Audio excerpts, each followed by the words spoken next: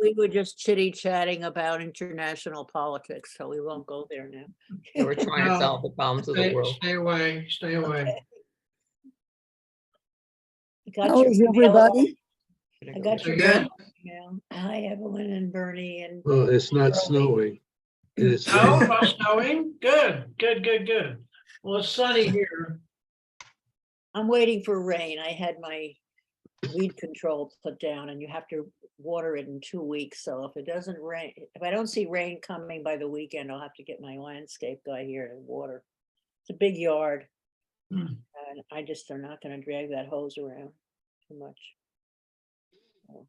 Can't blame you. Well, where's the rabbi and where's everybody else? He has 3 minutes to show up. There's Reva. Yep. Well, apparently there's 2 ways to spell Reva. There's R-E-V-A and R-I-V-A, huh? Yes.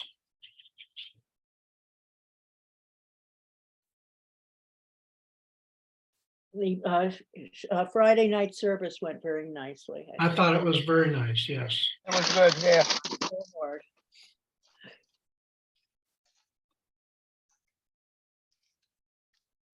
And Pam, I didn't realize that you and Bonnie were gonna have a reading. We didn't realize that we were gonna have the candle lighting. That part of it, I didn't know about at all, so I was surprised. That was the rabbi. Yeah, I figured. That. He was gonna make this 100% Kubota recipients. Yeah.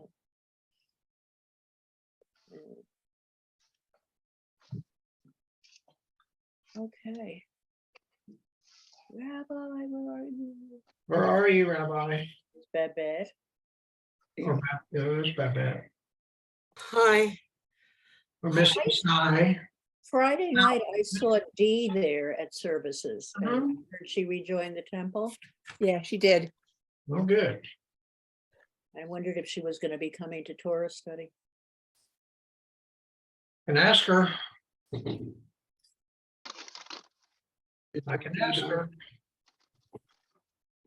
And so, does anyone know how the status is with Cy?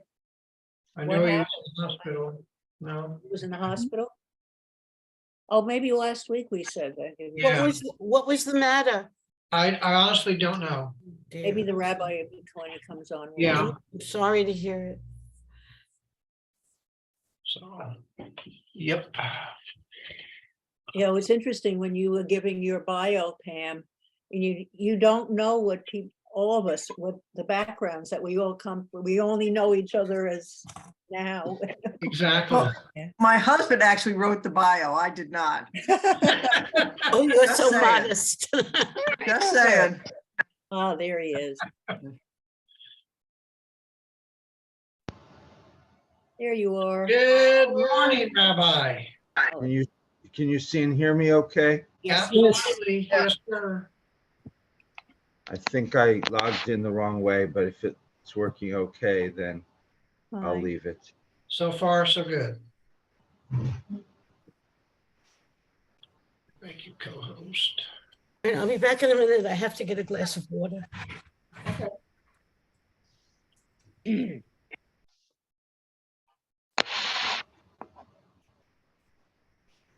Hey, Rabbi, do you know the status on Cy? How he's doing? No, not the latest, no. Is he still in the Just hospital? curious. I You can know if he's call still him in right the after this. Okay. Okay. No. Anybody know anything? No. Nope.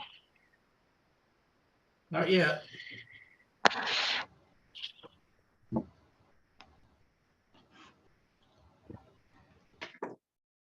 Shall we begin? Yes, I have 11 o'clock past it on my. I do too. Let's start with the blessing. uh, Baruch atah Adonai Bye. Eloheinu melech haolam Shalom. asher Kishanu. Zivanu Torah. Blessed Blessed are are you, you, Adonai, Adonai our God. ruler of the world, ruler of the who world. sanctified us with your commandments Commandments. And commanded Commanded us us to to engage engage in the words words of of Torah. Torah. Amen. Man. We're talking about the golden calf. Right. Good morning, everybody. Can you see and hear me okay? Yes. Okay, good. There's two ways to log in on Zoom, and I used to log in on the web and it wasn't working, and then suddenly it allowed me to come use an app, and that was better. And today it's back to using the web. So if you have problems, let me know. We are on page 79 of the book of Exodus by Harvey Fields. At the very, very, very bottom of the page, it says, Perek Aleph, why did they build the golden calf? Okay, so we've all heard of the golden calf. And this is one of the most puzzling and troubling episodes in the entire Torah. You know, Moses is up there getting the Torah. It is the zenith of religious experience. And what are the people doing? The exact opposite. And so, you know, I guess, you know, there's always people who will disappoint. And no matter how much you try to inspire, there's people that will do the exact wrong thing. And I guess that's not a new phenomenon. Pam. I have a different take on it. I think this is kind of Moses's fault for staying away too long, and fear just took over. And I think he should have thought of that before he stayed away that long. Yeah, but he was following God's edict to come up there, so he had no choice as such. I agree. He had about going up was okay, but I just think by staying away that long, he created this fear, and the fear created, you know, the rest of it. But at least he could have, you know, relayed to Joshua that he was going to be up there longer. Yeah. Than he anticipated. So at least he could let the, you know, the people know. Yeah. I mean, that's only right. That's a month. Didn't work out that way. That's a long time. Mhm. Yeah, Yes, may I? Evelyn. All right, the concept of a God in heaven as opposed to a concrete figure that people for thousands of years have worshipped, a concrete figure, an idol. And so the fact that God may have been up on the mountain with Moses, the people down below were left, they were bereft. Aside from the fear, I don't think the concept of a nebulous God, an intellectual one that required the mind to think of God not as something concrete, such as the mountains, the winds, or whatever, something concrete that they have always related to. This is a new concept, and perhaps the people were not able to grasp that yet.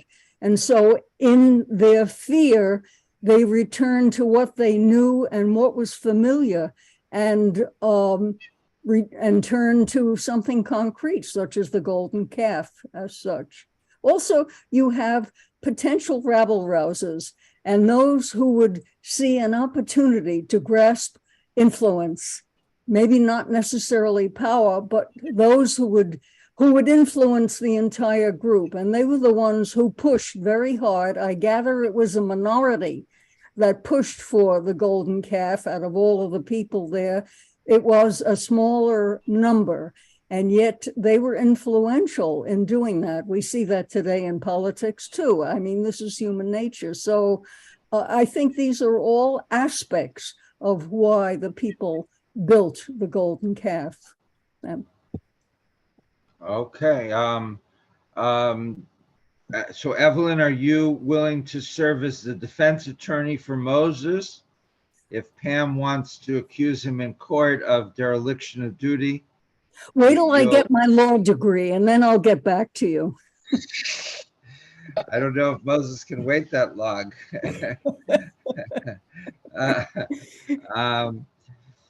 Although I guess you could probably do your law degree over the internet now, so you don't have Yes. to go anywhere. Um, but if I hear that Evelyn says I'm leaving Arizona, I'm going to Cambridge, Massachusetts to study at Harvard Law, I'll say, Evelyn, are you sure you want to deal with the winters? She said, well, somebody's got to defend Moses. Okay, so let's start reading. Who'd like to volunteer to read? Okay, I will if nobody else will. Okay. Minya, did you have a comment? No, I would read after Evelyn's finished. No, that's, if you want to, go ahead, Nina. Okay, we'll start with Minya, and we're at the very bottom of page 79. Why did they build the golden calf? Consider the following facts. Moses returns to Egypt in order to free the Israelites from bondage. He and his brother Aaron risk their lives in persuading Pharaoh to liberate the Israelites. The people achieve freedom and are saved from pursuing Egyptian troops. They arrive safely at Sinai, hear the words of God spoken to them through Moses, and are commanded to build a sanctuary for the worship of God. Finally, Moses climbs to the top of Mount Sinai, where he stays for 40 days and nights in order to bring back the sacred tablets of the Ten Commandments. Everything seems to point to success for the people of Israel. They have known the bitterness of slavery, the pain of oppression. Now they are tasting the pleasures of victory and liberation.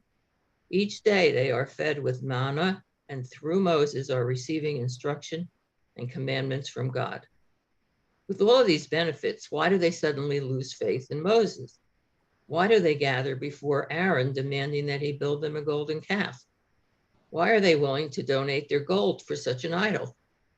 Why, after hearing the first of the 10 Commandments, I am the Lord your God who brought you out of the land of Egypt, and the second, you shall not make for yourself a sculptured image, does Aaron deliberately mold a golden calf, saying nothing when the people proclaim, this is your God, O Israel, who brought you out of the land of Egypt?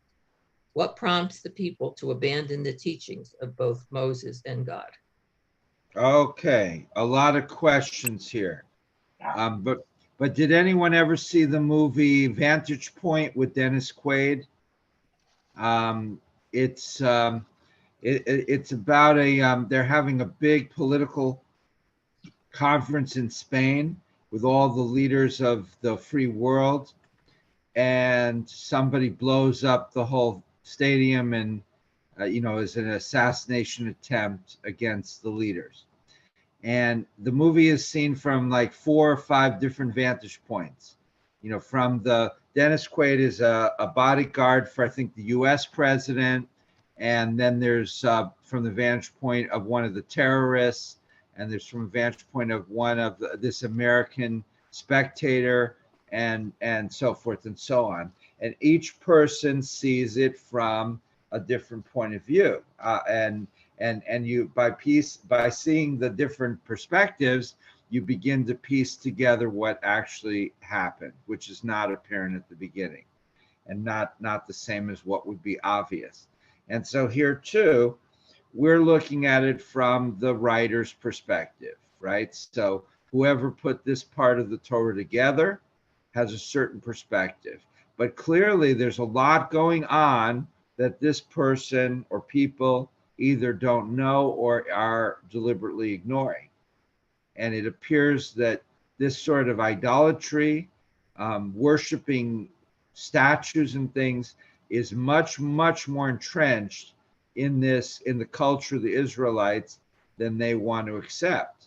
So from the author's point of view, we're monotheists, we have one God, God took us out of Egypt, Moses is up there getting the rules from God, and therefore everybody should be excited. But it's like with a lot of things that the leaders think we're leading in a certain direction. I think I'm leading our congregation to be devout Reform Jews and to study and practice Reform Judaism. And then one day I wake up and I realize that half the congregation has no interest in that, or is antagonistic to that. And I'm like, what happened? So partly it's willful ignorance. If you don't ask, people won't tell. And partly people are deceiving because they feel, well, we don't want to disappoint the rabbi. So we don't want to tell him that we're worshiping idols or whatever the modern equivalent is, that we're secretly part of a cult, or we're fundamentalists, or we're not interested in anything. We're just there for the oneg food, which I thought was a joke. Years ago, people said to me at another synagogue, people come because of the oneg. And I laughed, but I realized now that was really a very serious comment. So anyway, there's a lot of ways that leaders or writers can mislead themselves or be misled and think that things are one way when they are not. And so I think that this is what's going on here, that you've got the vast majority of the Israelites are really, they're idolaters. They like their little statues and their big statues. And then Moses comes along and says, there's one God. And when Moses is around and he provided good onegs, in this case, the manna, they were like, okay. And as soon as he's gone, they go back to what they want. There's like, Moses is not around. He won't, what he can't see can't hurt him, kind of thing. Marcia. And more than, Marcia, we're meeting this afternoon, right? oh, thank you for confirming. Coffee. 2:00, right. So where was I going with my mind? So not only are they prone to not be invested in this one God situation, but they are also abandoned, and they're figuring, what the heck? I mean, this guy had dragged us into the desert so far, and all of a sudden he's gone, disappeared. It's 6 weeks now. We're, we have to move on, and then somebody had said, well, let's have a party, apparently. And so this is what happened, I think that's a good viewpoint, Rabbi. I like that. Well, that was what I said. It wasn't spontaneous. Yeah. It was dormant, waiting to happen. Well, that was what I had said before, that the fact that the people's mindset was more towards idolatry, that the concept of monotheism and something that they could not concretely see or feel was foreign. It is a difficult concept, and you have to have a certain intellectual development in order to be able to appreciate that. They did not have that time on their side, and so this is why it happened. And even when people were presented years later with Christianity, there was still a person there that they were idolizing. It wasn't necessarily a God concept, one God concept. Minya next, and then anyone else raise your hands. Minya. I was going to say something similar to what Marcia was saying. I think that the people then needed something concrete to see.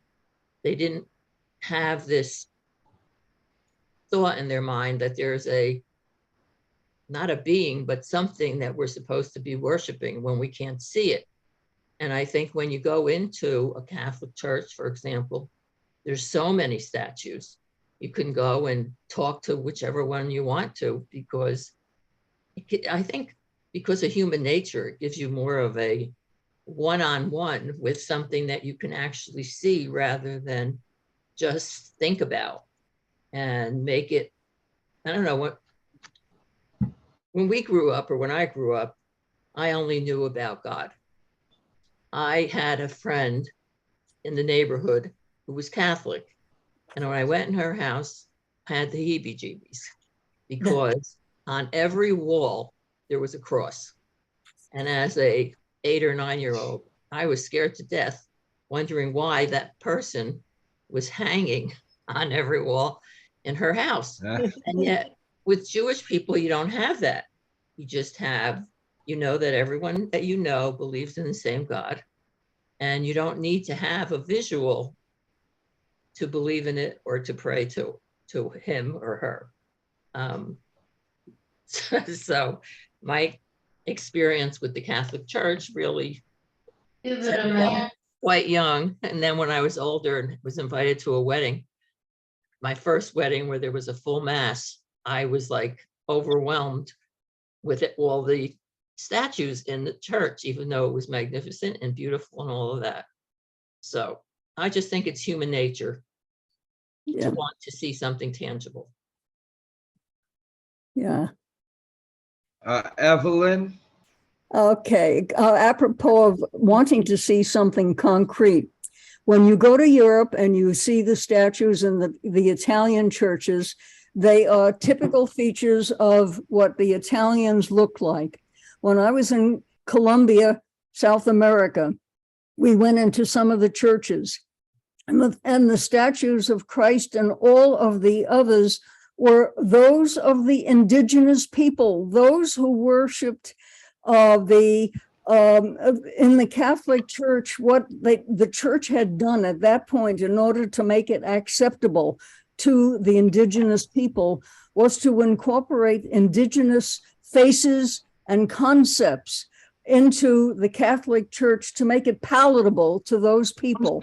And then it becomes acceptable because it is familiar. So if you walk into any of the South American Catholic churches and you see a Christ figure, it is not a white Anglo-Saxon Protestant. It is whatever face there is, because people need the familiar, the one thing that they feel comfortable with. And if it is foreign, then they are not willing to accept it. So this is just an aside with what Minya had said. And I think it is true. The human beings want something concrete. It is difficult to accept the concept of a God that you can't put your hands on or you can't worship visually as such. And I think this is human nature, and so why it is so difficult for people to accept. And certainly the Hebrews at that particular time would have found it doubly difficult to accept. They didn't have the education, the background that we do, and so can analyze it perhaps differently than they did at the time. And I'm reading that book I told you about, God and Anatomy, and I'm listening to it in the car on tape, and she's going through the different parts of God's body. So she starts with his feet. So I'm on chapter 3, which is about God's feet. And so she says that people were it was very important to people, because if, for example, your sandals broke, and then you had to walk in bare feet, then you'd very quickly cut your feet or hurt your feet. And you'd be basically a easy target for whatever wild animals there were at the time, and you'd get eaten up very quickly, and that would be it. So you had to protect your feet. So with the gods that they had, they put a lot of energy into thinking about God's feet. It wasn't just a trivial thing. It was, how God had his feet would be very reflective of how they wanted their feet to be. So, and it goes on and on. So this is not just having a statue of God, putting God or gods as a physical manifestation. It's not just about the physical manifestation in general. Each part of God's body becomes important. And so we're going to presumably come to this soon. But why a golden calf? Why don't they make a big giant person? That God, because we're made in God's image, right? So if we look a certain way, God should look the same way, except bigger, right? Or better. We could take the best characteristics of everybody and take Lorraine's eyes, and who has a good nose? And who has good teeth, and we'll take Donna's hair, and so forth. and we'll just make everything 3 times the size of anybody here, because God has to be bigger and better and more muscular, and then you've got God or a God. So there's a certain logic to it. It's a logic that may be lost in the mist of history, but there's a very concrete logic. Other comments? If not, then back to Minya. Several years Donna. several years ago in Israel, a young Jewish young man went into a Catholic church down in Yaffo and started destroying all of the statues that were in there. And he said, "This is what the scriptures tell me to do. These are against God." And he was arrested and taken out or whatever. I don't know. They probably just let him go. I don't know what what they did with him or to him, but this was his thinking. This is not from my God. This is what the scriptures say to get rid of the statues. And so he did. He was trying to anyway. And there's very explicit scriptural references to doing just that, but he doesn't understand that in today's world you have to be tolerant, and whether you agree with somebody's approach or not, you can't just go around destroying their religious property or any property. Right. But so okay, Minya, we are back to page 80 on the left side toward the bottom. The answer given by many interpreters is fear.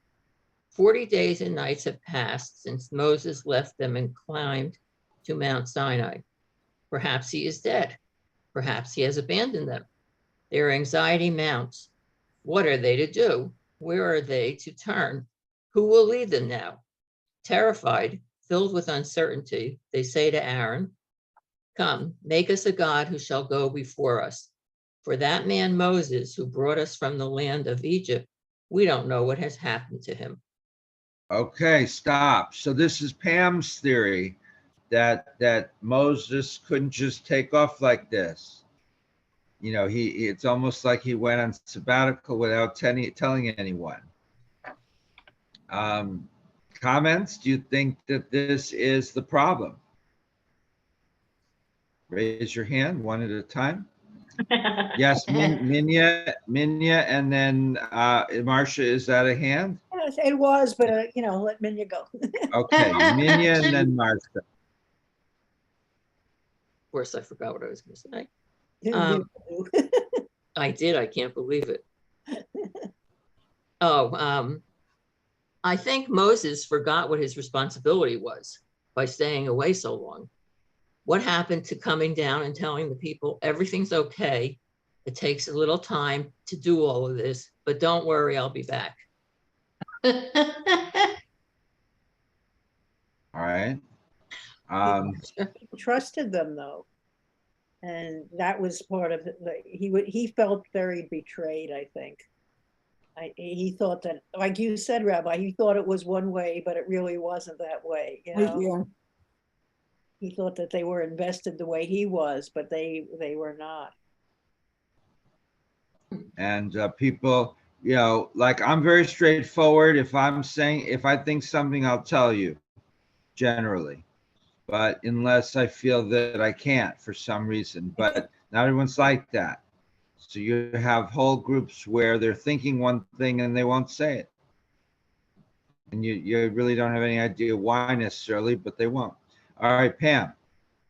Just envision the president of the United States leaving for 40 days. Don't you think there would be chaos in the United States? I think these people, they How need, would you know if there's the leader chaos has in left the United building. States? Well, there's a vice president. There's someone.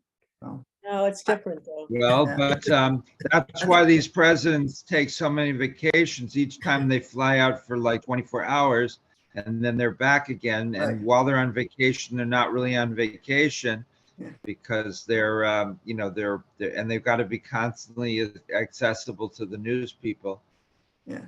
you know. But these are scared people. These are scared people. And he's, by being away 40 days, you know, I understand they need a substitute. They needed something. So they did the golden calf.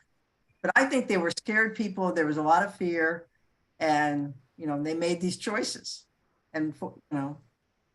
So strong leadership is important. So what is strong leadership? That's, I mean, Moses. Strong leadership is being there.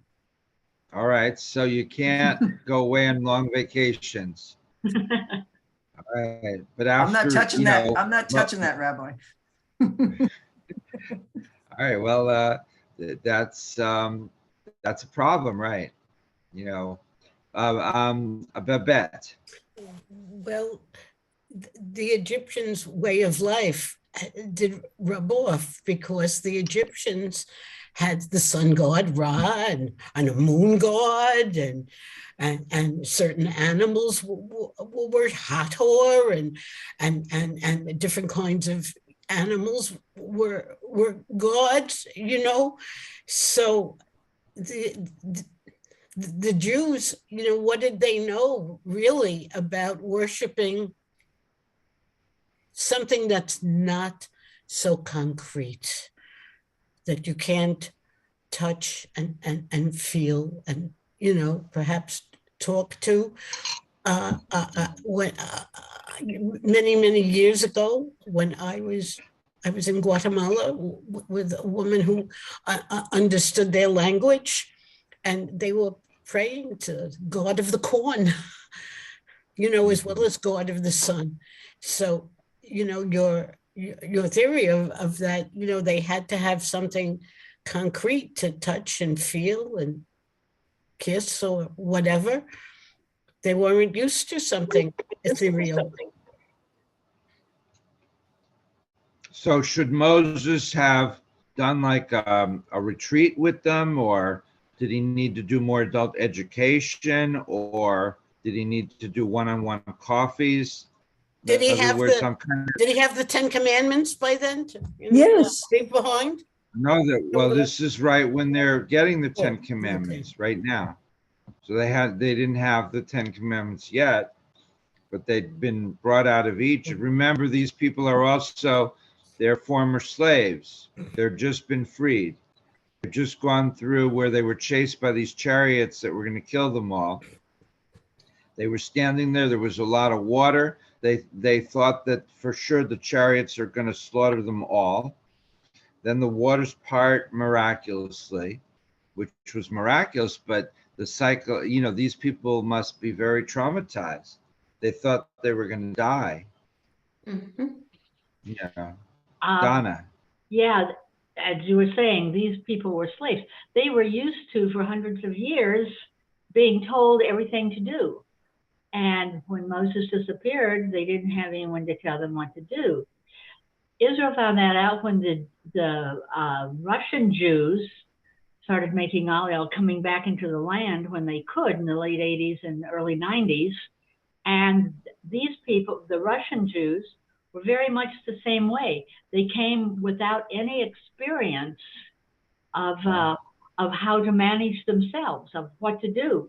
And they had a lot of trouble because of that. They didn't have the experience of dealing with their own lives. Let's say the Jewish religion had been put down for so many years. Many of them didn't hardly know that they were Jews as far as a religion was concerned. And so it's difficult when you have that type of background. Yes, I remember in Waterbury, Connecticut in the late 1970s, my aunt and uncle helped a Russian family that came over, or tried to help them. And these people, they had almost the same name. They were Mashkovitz, and my aunt and uncle were Moskowitz. And they were, you know, we thought, you know, they thought that my aunt and uncle thought they could, you know, help them, that there was some, you know, that we'd been told that they were coming, you know, to escape anti-Semitism and where they couldn't study Hebrew, you know, Sharansky was put in prison, presumably just for wanting to teach Hebrew. And the people came off as incredibly, incredibly selfish and so open about it, you know, that all they wanted was to make money and blah, blah, blah.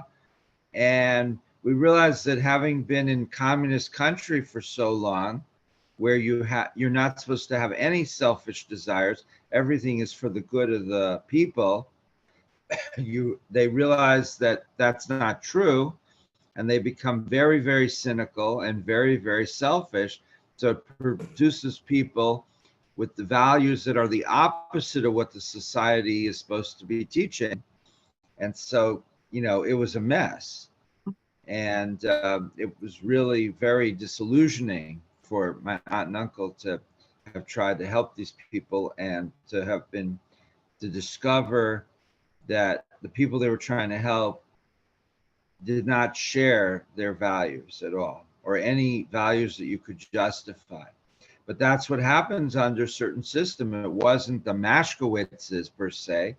It was what happens when you take a whole society and you push them in a certain direction for 60 or 70 years. Marcia. Then throw them in the deep water, basically, when they came to the United States. Right. So Right. how many years were out of Egypt were they at this point? Not About. very long.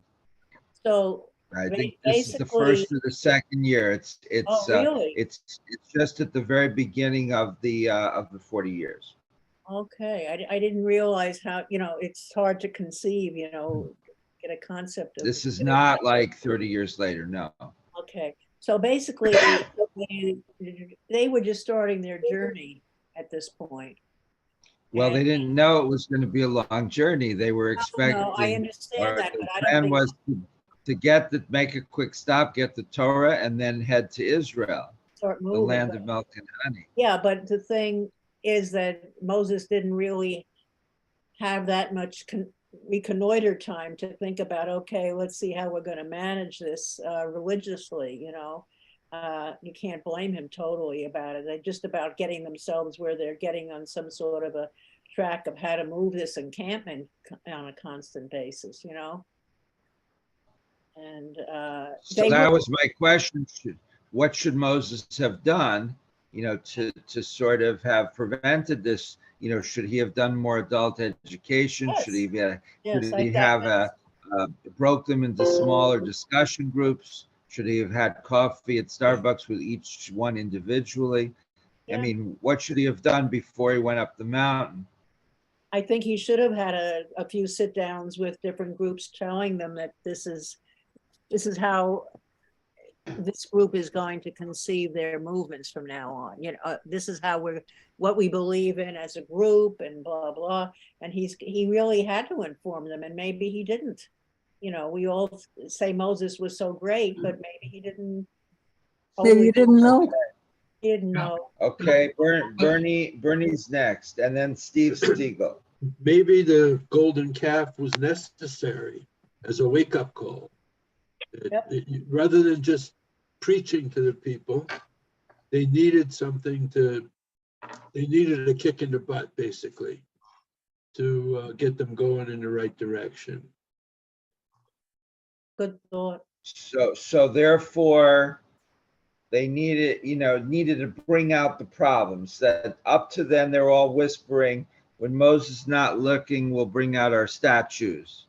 I mean, remember who was the biblical, there was at least one biblical story in the book of Genesis, right? Where Joseph's in Egypt and one of his siblings is caught stealing something from the. That was planted, wasn't it? That was planted. That Yeah, was planted. Yeah. What was it? Some A mug? golden cups or something like that. Some. All right, so that's maybe not related. All right, forget that. Well, here's my comment. I think that Okay, Steve. Aaron was a weak leader. And All right. Moses should have realized that before he went up to the mountain and said, hey, I need to delegate more authority to others because Aaron just couldn't lead the people. And then they lost faith. Because they didn't have a All leader. right. They had no leader. Yeah, and but Aaron was faced with a riot, right? So Moses is gone, and they're all got their spears, and they want to make their idol. If he had stepped forward and says, "I'm the substitute leader, you absolutely can't do it," they would have barbecued him, Steve. Good point. But again, Moses should have realized, and understood the background of the group of people that were there, and I think he should have realized that Aaron wasn't capable of handling this multitude of people. Why Right. are we attributing these Hold it. omniscient? Sorry, Evelyn. Evelyn, sorry, Pam first to raise your hand, and then Evelyn. Pam first. My question is, why did Moses need 40 days to go up and back? Is there something I'm missing here? Well, that's what it says, that God wanted some time with Moses to build a rapport. Is that You a know, magic number, 40? It is. It's the 40 in the Torah is one of those, very frequently used symbolic numbers. Evelyn.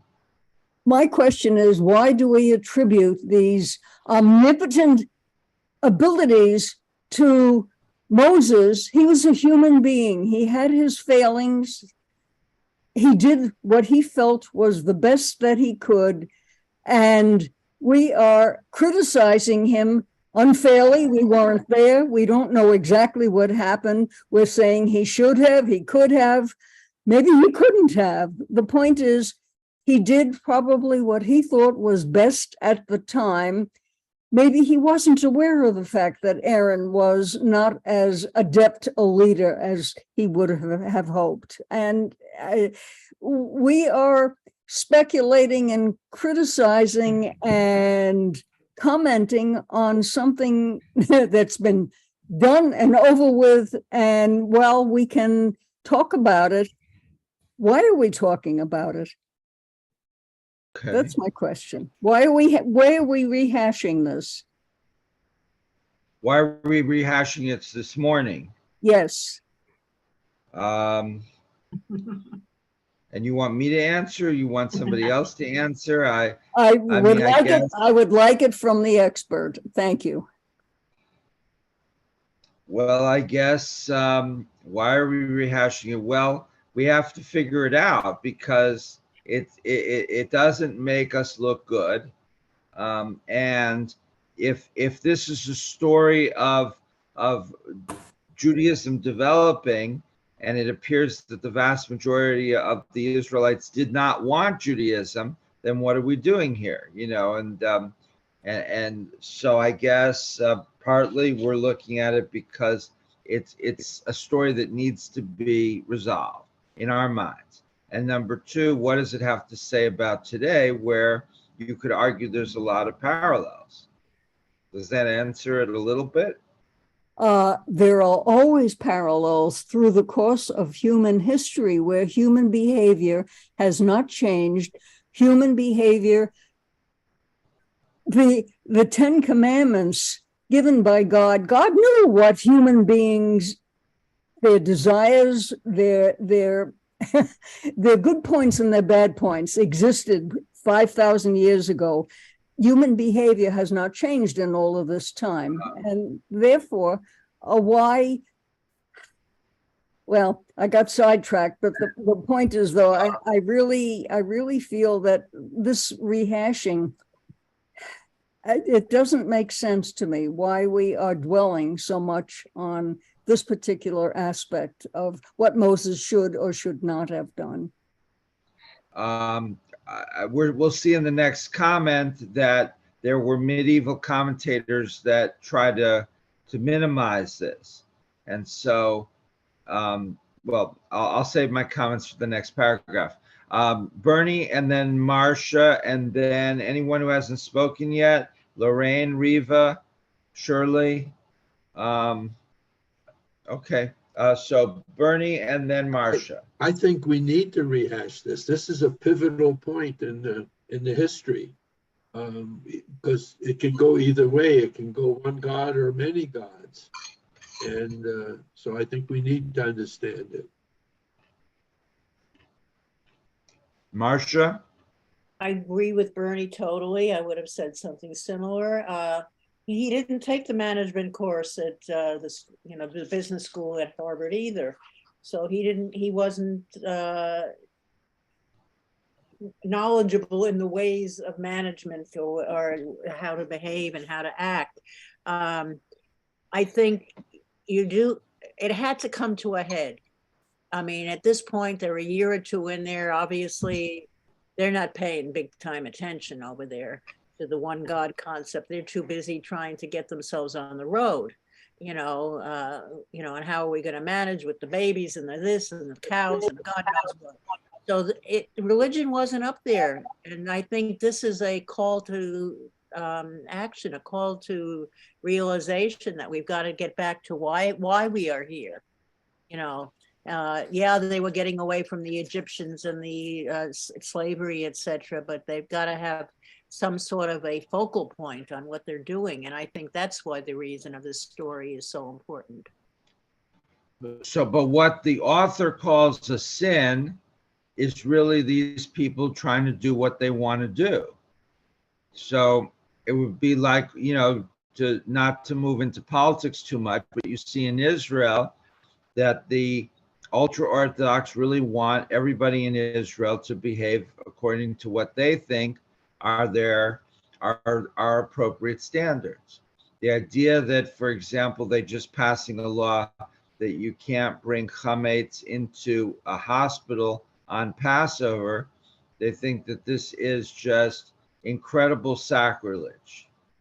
So from the ultra-Orthodox point of view, a Jewish hospital in the Jewish homeland should be completely kosher for Passover. From point of view of somebody else, that this is old superstitious nonsense. And if I want a pizza on Passover, it's nobody's business. I don't believe that, that you have to not eat chametz. And if that's going to make me happy and I'm in the hospital and I'm trying to recover from my gallbladder operation or whatever, I should, who are you to tell me what to do?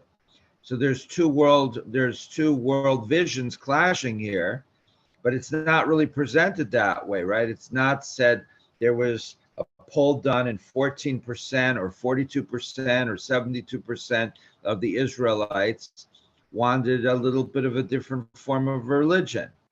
Instead, it's like, well, this is the form that everybody agrees or that God tells us is right, but some people aren't going along with it voluntarily. They're sinners.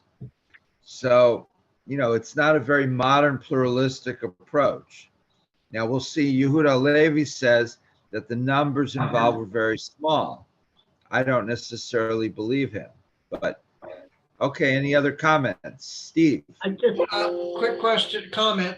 I don't think that the Israelites at that time realized that they were doing something wrong. Because the laws have not come down yet. Okay. And if they don't realize they're doing something wrong, and this is what they want to do, then they seem to feel that this is good, that that these rules that are coming down are contrary to their culture. So Moses or God, they're trying to change the beliefs here of a lot of the people, apparently. Yes. Agreed.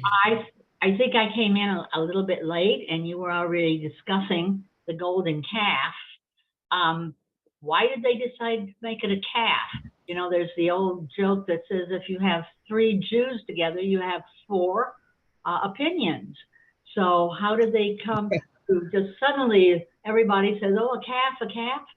I don't know. Yeah, that's a great question, and we haven't really discussed that. So, Evelyn, why a calf? If you were coming to synagogue, and I go on vacation, and I'm in favor of everyone believing in Reform Judaism, and you said the rabbi's away, we don't have to all be Reform Jews anymore. Let's build a statue and worship that. Are you going to say, let's make it a cow? They used calves for sacrifice, and so I'm just wondering if that was the association with Yeah. building the golden calf.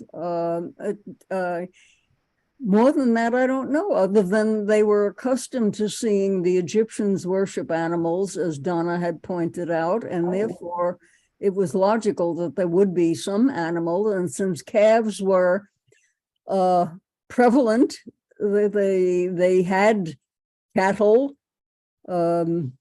It made sense, but why specifically? I'm not sure. I don't think. If you were picking an animal, would you pick a cow? Would I pick a cow? What animal would you pick? I wouldn't pick any animal. So it's hard for me to envision why I would pick an animal, because I don't have that mindset at the moment. I would pick something exotic, maybe like a koala bear or something that. Well, they were not familiar with those. Elephant, maybe? They were Bernie, familiar. what would you? Cattle were Bernie, familiar. what animal? Bernie, what animal would you pick if you were going to worship an animal? Well, I would pick a camel, but I think a calf is easier to mold. Minya, what animal would you pick? Or it doesn't have to be an animal.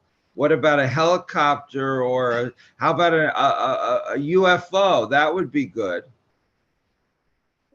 UFOs take on different forms, so you'd have to decide which shape you wanted.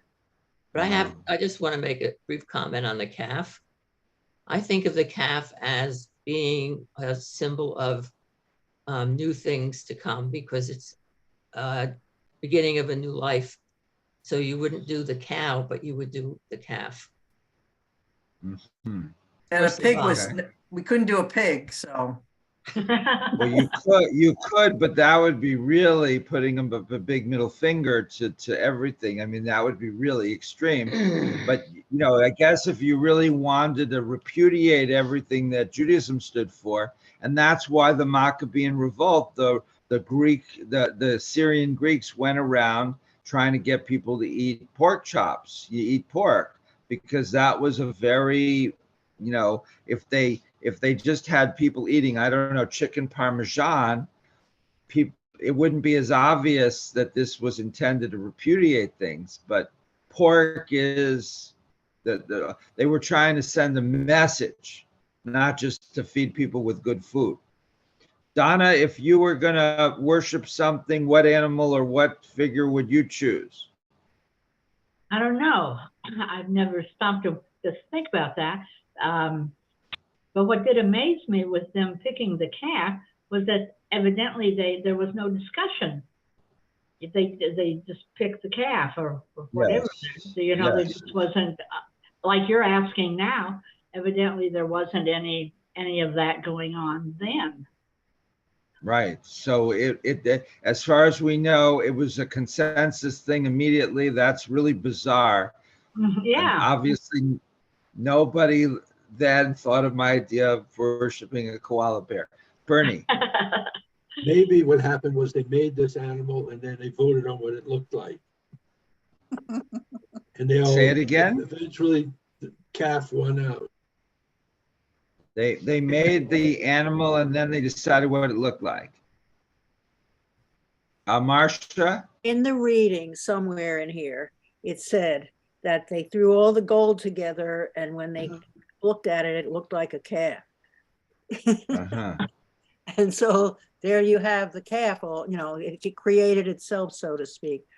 So they made a statue of something, and then they decided so it's like whoever said the camel, who said the camel, Bernie? Right? That might be just too hard to mold. Oh, not really. Long legs. Pam, Pam. I'm sorry, but I'm gonna just have that vision of a bunch of Israelites standing around looking at a hunk of gold and all taking, all guessing what animal it is or what it is or It was a lump with 4 legs and they attributed it to being a calf. Yeah. They could not have been that skilled in creating something. yeah. Remember that Bernie, a camel is defined as a horse designed by a committee. Thought that was a giraffe. Well, who was it that said that it was a calf because that was what they slaughtered? That's what they brought in. to okay, sacrifice. so, Maybe that was. all right, so this being more serious now for a minute. So the animals that were sacrificed might be, it might be easier to switch it around, say, instead of sacrificing this animal to God, maybe we could make a statue of that animal, and that's another way of worshiping. I mean, that there is some logical sense in that. Babette, Riva, Lorraine, anyone else that hasn't spoken much? Steve or Marcia? Well, somewhere in there it says, and I knew this from before, that the women would not give up their gold. They're figuring, you guys are crazy. You want to throw your gold into this statue? Fine, we're not doing this. And Some things never change. right. So. Well, I mean, if they ask for your jewelry, you really have to be devoted to give it up. Right. Pam, Minya. I'm going back to Cecil B. DeMille when he made the 10 Commandments. And there were idols that the Egyptians worshiped that were half of one thing and another half of the other thing. So some of their gods were, I could just picture this one that looked like it had the head of a dog because it had a long snout, and then it had a body of a human. And they had like their arms out like this where you could put your sacrifice or whatever you were going to give to the work while you're worshiping. Now I know that goes back a long time, but that's my visual of what some of the statues from Egypt might have looked like. So I don't know, calf, they might have, like somebody said, just thrown the gold together and whatever came up looked like a lump with legs, so they made it a calf.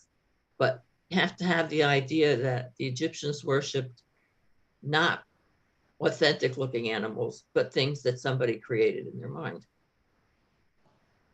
Did anyone else remember that movie besides me? Yes, yeah. It's been a long time. Now But we're the coming up Sphinx is to a composite, right? I'm sorry? The Sphinx is a composite. Oh, yes. It's Right. What is it? Which 2 animals is it? A It has lion. wings. I don't know. Is there a bird in there? Look it up on Google. Yeah, because it had wings. Maybe it But had the it's- face yeah. of a lion. I don't know, but there were paws. The But face of a human face, I thought, maybe. Yeah, so today that wouldn't be hard to actually make. They could take the genes and just. Now you're stretching But it. now the next few paragraphs is presenting 2 very distinctive views, and Harvey Fields does something that I don't approve of. So first he talks about Yehuda Halevi, who I believe is 11th century Spain, and Yehuda Halevi is a very famous medieval thinker, Jewish thinker, but one that I've never really used much because I don't really agree with him on almost anything. He is famous for his poetry expressing yearning for the land of Israel, and later in his life he leaves Spain to try to go to Israel, and he makes it to Egypt. and there's letters, that we found when he was in Egypt, and then he took a boat to Israel, and that's the last we heard about him. But the legend is that he makes it to the port in Jaffa, and then he takes a horse toward Jerusalem, and as he's approaching Jerusalem, some bandit comes up with a big sword and chops off his head, and that was the end of Yehuda Halevi. But he's a very nationalistic poet, thinker, not really a philosopher. And his famous work is the Kuzari, which is based upon the Khazars, who were a tribe in the Mongolia area where the leadership converted to Judaism. And this is kind of as far as we know, mythical story about the king of the Khazars bringing different representatives of religions and say, we want a new religion, convince us why we should take yours. So he's taking a true story that the leadership of the Khazars did convert to Judaism, but he's making a fictitious, beauty contest of the different religions, if you will. The next, the contraring view is from Psalm 106. So you can see, I think you can understand why I'm upset, because Judah Halevi lived in the 11th century. The writer of Psalm 106 lived, I don't know, maybe in the 7th or 8th century BCE. So he's taking two writers who are almost 2,000 years apart by Minya, and he's comparing them like they're debating with each other. I don't like that. But that's what he does. So let's read it and see, what the two views are. I think I've already revealed which side I'm on this, but let's, who'd like to read? I think we had, who'd like to read? Evelyn was going to read. Okay, Evelyn, would you? Where do you want to start? We're on the right column of page 80, philosopher Yehuda Halevi. I wouldn't really call him a philosopher, but that's what Harvey Fields calls him. Okay. Philosopher Yehuda Halevi agrees with this assessment of their situation and claims that only 3,000 of the 600,000 people liberated actually requested that Aaron build the golden calf. These people were not really idolaters, Halevi explains. In the absence of Moses, they were simply desperate to have a tangible object of worship like the other nations without repudiating God who had brought them out of Egypt. Having waited so long for Moses to return, they were overcome with frustration, confusion, and dissension. As a result, they divided into angry parties differing with one another over what they should do. No longer able to control their fears, a vocal minority pressured Aaron into taking their gold and casting it into a golden calf. Furthermore, argues Halevi, the creation of the golden calf was not such a serious sin. After all, he explains, making images or using them for worship was accepted religious practice during ancient times.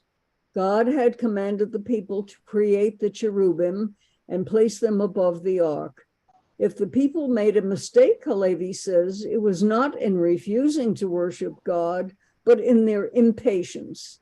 Instead of waiting for the return of Moses or for a message from God, they took matters into their own hands and acted as if they had been commanded to replace their leader with a golden idol. It was for their impatience, not for creating an idol, that they were punished. Yehuda Halevi's carefully reasoned excuse for the behavior of the Israelites is very different in tone from the criticism of them offered by the author of Psalm 106. Speaking of their liberation, the psalmist writes, God delivered them from the foe, redeemed them from the enemy, but they soon forgot God's deeds. There was an envy of Moses in the camp and of Aaron. They made a calf at Horeb and bowed down to the molten image. They exchanged their glory for the image of a bull that feeds on grass. They forgot God who saved them, who performed great deeds in Egypt. In other words, the creation and the worship of the golden calf by the Israelites was a brazen act of disloyalty to the God who had freed them from Egyptian bondage. Many of the early rabbinic interpreters of Torah agree with the author of Psalm 106. Building the golden calf was an act of idolatry, and the people's worship of it was nothing less than a signal that they accepted idolatry and were defying the second of the 10 commandments. You shall have no other gods beside me. You shall not make for yourself a sculptured image. You shall not bow down to them or serve them. Okay, thank you, Evelyn. Okay, we have two very different views. Which side do you take, Marcia? I'm just looking at the part where he's talking about the cherubim on the ark. What ark? We haven't done an ark yet, have we? Well, in general, they're saying that Harvey Fields is saying that the idea that you might put up some sort of statue is not completely foreign to Judaism. Okay. Well, that bothered me because it just seemed out of place at that point, you know. Yeah. Well, Right. Maybe fact that it's those two views- Harvey Fields doesn't care very much about chronology, so he Yeah. just moves back and forth thousands of years without really You had blinking to an have eye. something to put in the ark, and they hadn't even gotten that yet. Yeah. Yeah. Yes, but yeah, all right. So, but forgetting about when things happened, which side do you side on, Marcia? I think it was a brazen act of disloyalty to the God. Yeah. All right, so you side with Psalm 106. Okay, Yes. who else wants to take a view? We're voting. Do you agree with Psalm 106 or do you agree with Yehuda Halevi? No, I tend to agree with Psalm 106. It was accepting idolatry, and that was wrong. I mean, I don't agree with either of them. I think it was worse than what Psalm 106 says. I think that it shows that their entire religious culture was completely incompatible with what Moses was trying to do. But I definitely think Yehuda Levi is, just for whatever reason, completely trying to minimize things. I mean, I totally don't agree with him. All right, Donna, which side do you take? Well, okay, idolatry is wrong. The scriptures say that, and which I've always wondered about the Catholic Church, why they were so prevalent with all their idolatry. All right, but the question I'm asking you is, do you agree with Psalm 106 that says that this is brazen idolatry, or do you agree with Yehuda Levi, who says that no, it wasn't as bad as what it sounds? These people were just a little bit, their big sin was just that they were impatient and they really weren't trying to do anything idolatrous. They just got a little bit carried away. And Jewish tradition does allow for the building for the constructing of certain animal figures, and they weren't trying to do anything that bad. Well, I would go along with 106, but Okay, so three votes for 106, or 4 votes for 106, no votes for Yehuda Levi. Is there anyone who supports Yehuda Levi on this? Okay, Bernie. I don't support him because he's just one of the many that I don't like, because when they find something that is off kilter for their beliefs, they try to apologize it away. And you don't like that? I don't like that. That's what the whole medieval Jewish exegetical tradition is based upon, Oh, well. Maybe I don't belong. Because you have the beliefs here. You can't change the beliefs. So if you find something in the text that doesn't seem to go along with it, you have to explain it away. I went, I've been traveling around for Purim today's Wednesday. Monday night, I went to Shmuley Yankelovitz's Purim reading and party in his Valley Beit Midrash headquarters in Scottsdale. And then yesterday I went to the Glendale Chabad, had a Megillah reading and a dinner at Freedom Plaza. So I went to both of them. And in the books that they gave us in the Chabad yesterday, there was commentaries on Megillat Esther. So as you could imagine, they tried to make the text fit their theology.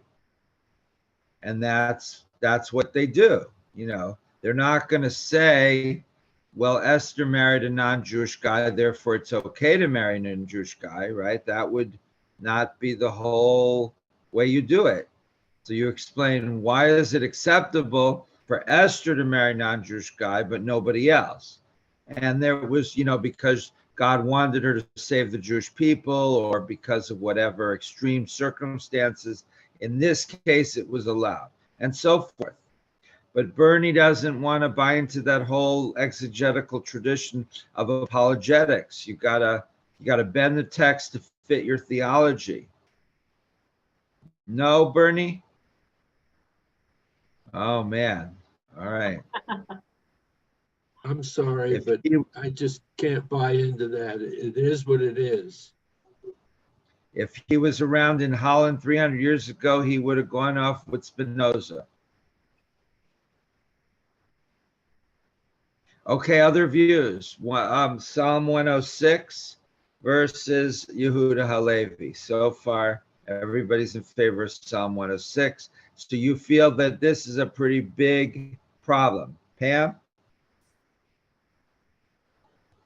No, I agree with 106. Okay, and Steve? I too agree with 106.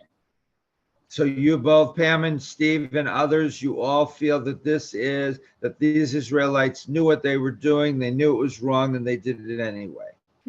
Yes, yes, It's yes. not just, oh, I believe in Judaism and there's nothing wrong with putting a few statues of little bears around the edges. You know, in the tabernacle they had the cherubim, and this is the same thing. No, they knew they were doing something wrong. Marcia? Marcia, you have to unmute. I was coughing before and I didn't want to cough on camera. I think Bernie was right back a few minutes ago when he said this had to come out. It has to be discussed in the process of as the Torah goes on, and it had to be brought to light that there was this problem within the camp. And the fact that they had this, you know, at this particular moment, he goes up the mountain, they decide to, you know, go astray. It has to be discussed because we got to get back on track again as to why we are here at this moment in time, you know, and what the Israelis should be representing at that moment, what they should be believing in, getting their minds turned around to. And I think that it has to be brought up, you know. I think so many times in the Bible, the storyline leads us in a direction. And I think this is where this is going. This is a direction that we have to be taking. And I don't know how true the story is. You know, I'm taking it at face value, but it is a storyline that takes us through the history of the Jews and how they come to be believing in what they believe. Isn't the Bible, in essence, an evolution of the creation of Judaism and how it evolved over the centuries and changed over the centuries? This is This is one aspect of it. Right. Evelyn, the rabbis deny this. They see it all as one static tradition, and they read back into earlier texts their later theology. You and I know that historians and scholars accept what you say, but this is not Orthodox Judaism. So, we have two very different ways of looking at these texts. And that's, that's why I can't have a debate with an Orthodox rabbi, because, you don't have the same premises. So, but For that's him, the way- everything is a certain way. That's the way that is explained in the Talmud. And everything, all the earlier texts have to be reinterpreted in light of that. And Bernie, if Bernie was more cooperative, he and I could reinterpret these texts to fit rabbinic theology. But he doesn't want to do that. He says, no, you should understand the texts the way they were written. But the rabbis, the Talmud can't go along with that, because then you're going to have, like you described, a religion that really changed quite dramatically over the last 2,000 or 3,000 years. So what you're saying is very true, but is not accepted in mainstream Orthodox Judaism. And as you see in Israel, why do I keep mentioning Orthodox Judaism? Because in Sun City, the number of Orthodox Jews is like 1 or 2, maybe, barely. But in Israel, it's really the most powerful force for Judaism by far. In fact, that's the only voice for Judaism. Population-wise, what is the division in Israel, Orthodox versus conservative? Well, it's hard to say, but there's about 20% Orthodox roughly, but then there's another percent, quite a large percentage that agree with the Orthodox, and there's very few that don't. So the people that will, what? There's a lot of people that are not aligned one way or another. They just in Israel are not that religious. Yeah, there's a certain percentage that consider themselves chilonim, which means that they're secular, that they have no interest in religion, presumably. There's a certain percentage that say they're Masorti, which means they're traditional, that they agree with the Orthodox more or less, but they don't practice it so much. Then there's a certain percentage that are modern Orthodox, that are Zionist Orthodox, that are ultra-Orthodox, that are ultra-Orthodox Hasidic or not Hasidic. But the numbers who want a pluralistic Judaism, like Reform and Conservative, is extremely, extremely small. Really? Yeah. Well, Evelyn. How has the Orthodox, who are renowned for their reproductive incidents, increasing the population of Orthodox within Israel, doesn't that affect the politics of the country? Yeah, and sure. How is it affecting it? Well, but in terms of the golden calf here, the Orthodox feel they're right. They have their theology and they're right. And anyone who believes other things, like Reform Judaism, are heretics, like the people that worship the golden calf. So they're sinners. They're mislead. And as a Reform rabbi, I'm misleading others. So I'm a sinner and a bad person, and I'm not only bad for myself, I'm misleading others. So they would compare me to the leaders of the golden calf. How is their influence? But I'm talking about their influence within the framework of the politics. How has it influenced the government, in effect? Their vote is critical for passing certain legislation, let's say. And if they disapprove, how has this affected the workings of the country? Well, that's a broad question that's not directly connected to the golden calf, which is why I didn't answer it. But the short answer is that the ultra Orthodox are increasing in their numbers because of their high fertility rate, and so in a very short time, their numbers grow and grow and grow. So it becomes more and more of a problem, and you have So I for many years I was upset that the official Israel doesn't accept anything dealing with Reform Judaism, but now we're seeing that the problem is much more serious from an broader Israeli point of view, that these ultra-Orthodox people are trying to change the constitution. They don't have a constitution, but they're trying to change the laws to reduce the power of the courts. And it's very complicated because the courts are the only thing stopping a right-wing, religious right-wing government from doing things that would be, from our point of view, not very friendly. On the other hand, the court is really not so democratic. The court, the Israeli high courts are appointed by, a committee that's appointed. And so it's kind of ironic that more democracy in Israel could lead to more, less diversity and more repression. So, but it's not really, it's a little bit duplicitous to say we're in favor of more democracy. We're actually in favor of less democracy. So it's a little bit awkward to say we want the Israeli Supreme Court to continue to have a lot of power, even though they haven't been elected by anyone. Let's get back on topic, okay? Thank you. Yeah, sorry, Evelyn. I Thank didn't you. want to answer. Okay. Thanks for because going off the topic. It was completely off topic, but it's interesting. I'm not sure whether I'm going away from the subject or not, but one of the things that the secular particularly have against the Orthodox, they get money. They get a lot of money from the government for children and whatever. And also by law, they do not have to go into the IDF, even though more and more and more of the Orthodox are doing so. But there's a difference there. And this is fascinating. Well, hey, We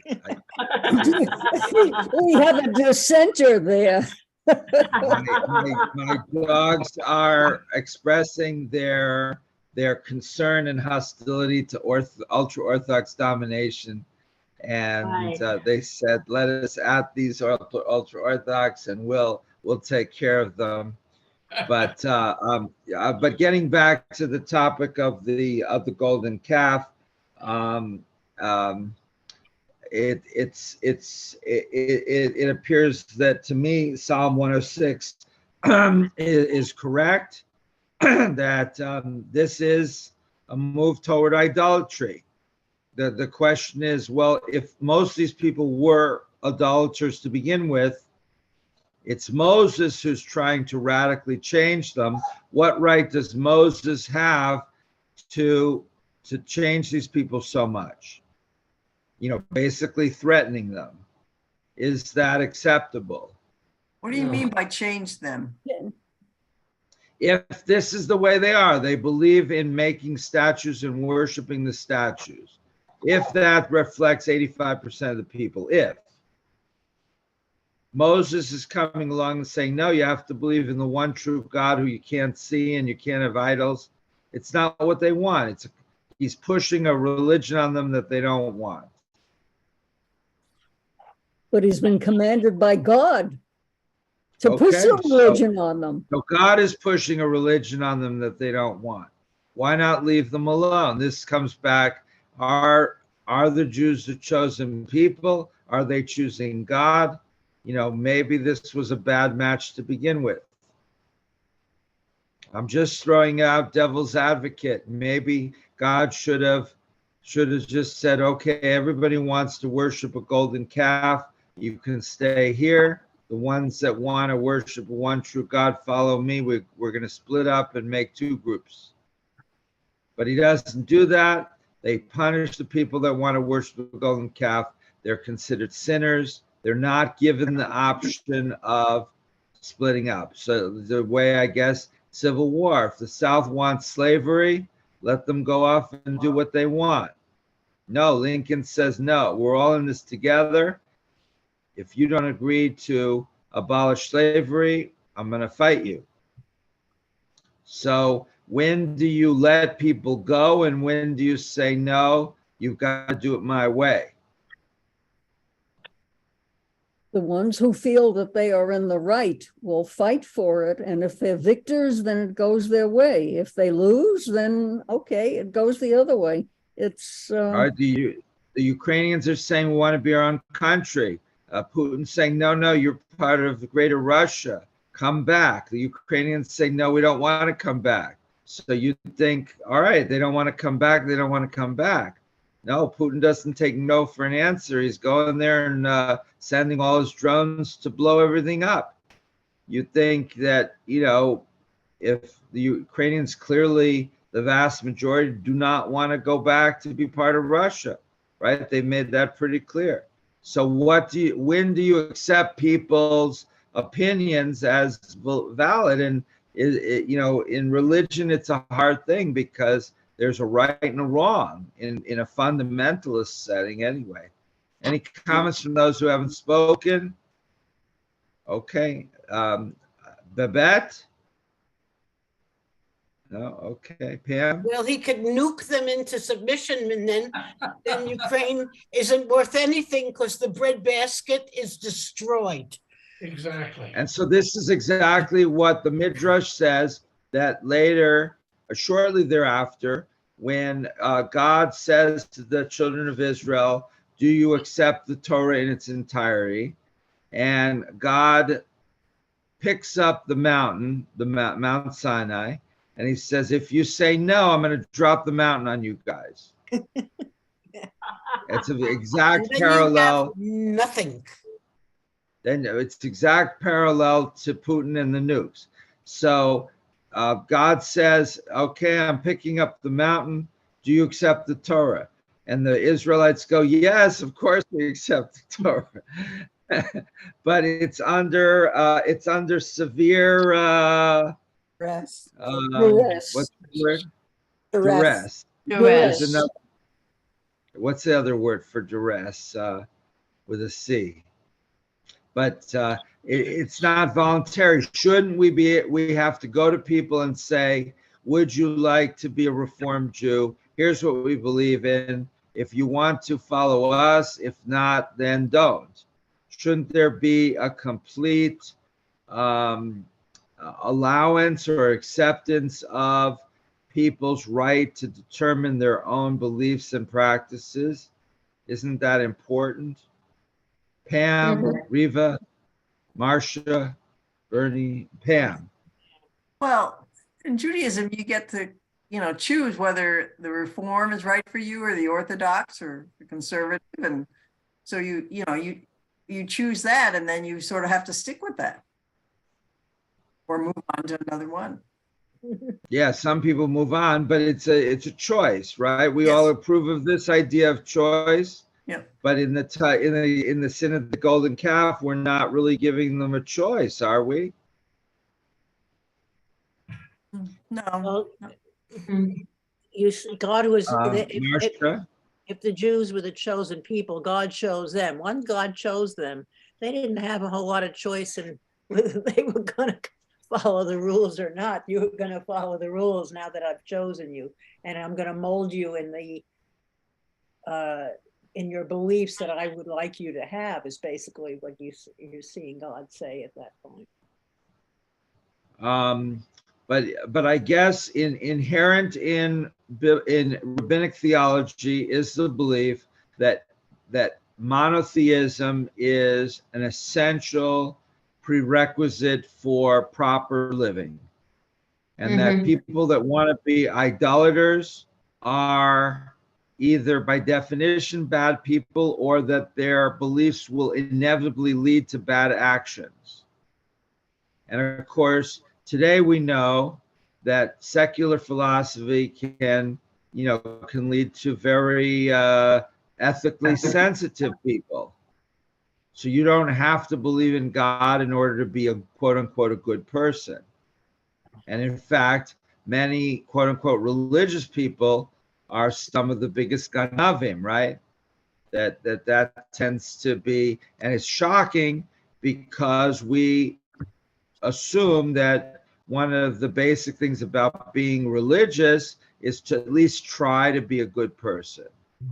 All right, doesn't mean that you're going to do everything great, but you're at least going to make some attempts to do so. And so when you see people doing things that's just so horrible, who claim to be religious, and there's just no way you could do those things, you know, without being very cynical, it makes you very disheartened.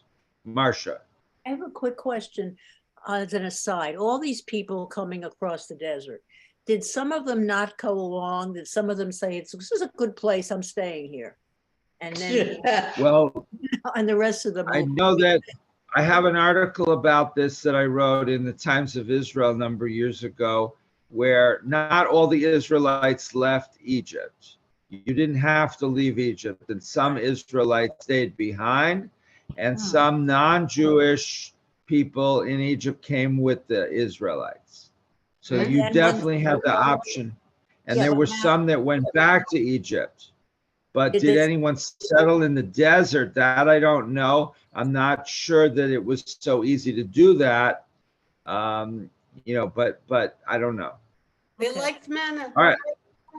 Oh, no, All right, you just can't to be con- without manna. You'd have to be in a place where there's water and a place that you might be able to live. Just to conclude really quickly before we do the final blessing, the Evelyn's question really rings in our ears. Why discuss the golden calf? And the answer is because this is essential to the whole idea of what is Judaism. Is Judaism something that requires us to believe in monotheism, and that this is an essential prerequisite for what we would see as proper living?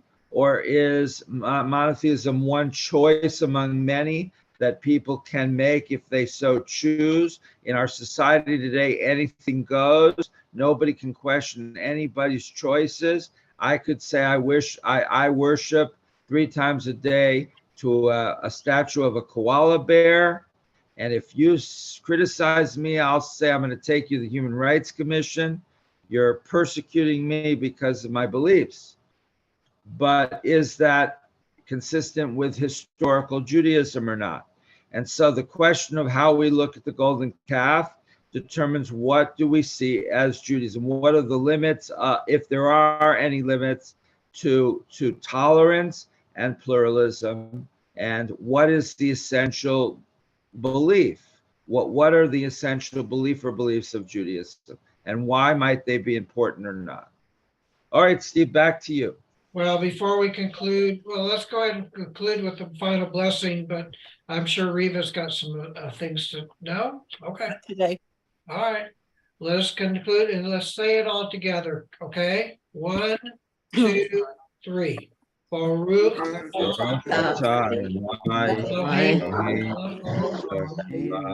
Asher Natan Torah Emet Chai Elam Notah B'Tokei. Baruch Adonai Noten HaTorah. Blessed is Adonai our God, ruler of the universe, who has who has given given us the us teaching of truth and Planted planted Letting us us eternal life. Blessed is Adonai, giver of the Torah. Amen. All right, everyone, have a fabulous week, and we'll see you Friday night at Purim. Bye-bye. All right. Don't forget to dress up. Bye, everyone. Bye. Thank you Dress very up for much. Purim. See you Friday. Bye-bye.